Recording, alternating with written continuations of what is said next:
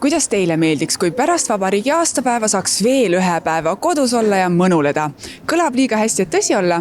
Idee on igatahes välja käinud Tõnis Kons. Iseseisvuspäev on Eesti rahvuspüha ehk meie kõige tähtsam pidupäev. Ja sellel päeval võiks tähistamine kesta minu arvates hommikust hilisõhtuni. Meil on üsna palju päevaseid sündmusi, aga õhtuti on Eestis ainult üks iseseisvuspäeva pidu, presidendi vastuvõtt, mis on väga meeldiv sümbolüritus, aga neid pidusid võiks olla rohkem igal pool üle Eesti ja ma arvan, et seetõttu on nagu mõistlik teha 25. veebruar samuti riigipühaks. Eks see riiklik püha on niisugune nagu suurem asi nii või naa. Et ma arvan, et kõik pered tahes-tahtmata istuvad kodus ja söövad ja naudivad seda aega, et see üks päev juurde võib-olla siis saab tegeleda lastega rohkem ja midagi sellele päevale rohkem luua. Sest üks päev ainult ja sul on kõigil on tahes-tahtmata tööpäevad nagu. Et ma arvan, et see võib-olla isegi oleks mõistlik. No muidugi, mida rohkem vabasid päevasid, seda parem. Väga hea idee. Võib tähistada 2 päeva, sest siis on toredam. Poleks paha ju.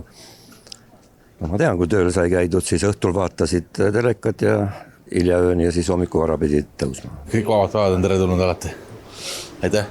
Tänusõnadega liiga palju kiirustama ei peaks. Tõnis Kons annaks eestlastele vabaks 25. veebruari, et saaksime vabariigi aastapäeva jõulisemalt tähistada. Aga kuna tasuta lõunad ei ole, siis võtaks mees ära 1. maipüha. Mina vaatan väga lihtsalt, et meil on pühad, mida tähistatakse üldrahvalikult, kus on pikaajaline traditsioon, iseseisvuspäev on üks nendest, jõulud on nendeks, jaanipäev, võidupüha on nendeks. 1. mai seda selgelt ei ole. 1. mai laialdas tähistamist ja toimus, on võib-olla tudengitele nooremale rahvale pohmeelipidu. Parlamendis mitte tegutseva ning valitsusest eemal oleva poliitikuna on muidugi lihtne toredaid ideid õhku visata.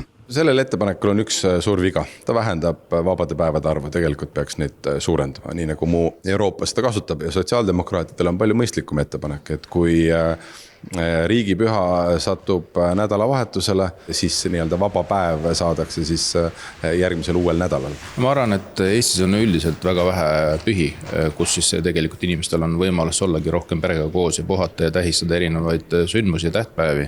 Ja mis puudutab 1. maid, siis ma arvan, et 1. mai võiks kindlasti paika jääda. Meenutuseks, kui rääkida pühade juurde tekitamisest või äravõtmisest, siis on inimestel alati selles osas erinevad arvamused. Eelmisel aastal oli näiteks arutelu all lihavõttepühade 3. päev, Portugal, Malta ja muidugi ka Eesti ei anna inimestele 3. vaba päeva. Kalendrit oma valijale kinkida, see on muidugi poliitiku suur unistus. Mina annan sulle 3. jaanuari, tema annab 24. oktoobri ja nõnda edasi, et see on näiliselt piiramatu ressurss, aga tegelikult tööturg liigub paindlikkuse suunas ja poliitikud võiksid vähem neid kingituste peale mõelda. Tihtipeale põhjendatakse riigipühade mitte juurdeandmist sellega, et Eesti majandus sellest kaotaks. Aga kas siis ei ole niimoodi, et puhanud töötaja jaksab ka rohkem tööd teha? Võta siis näpust. Ma usun, et see 1. mai on ka täpselt, eks see oleneb alati, mis nädalapäeva peal täheb.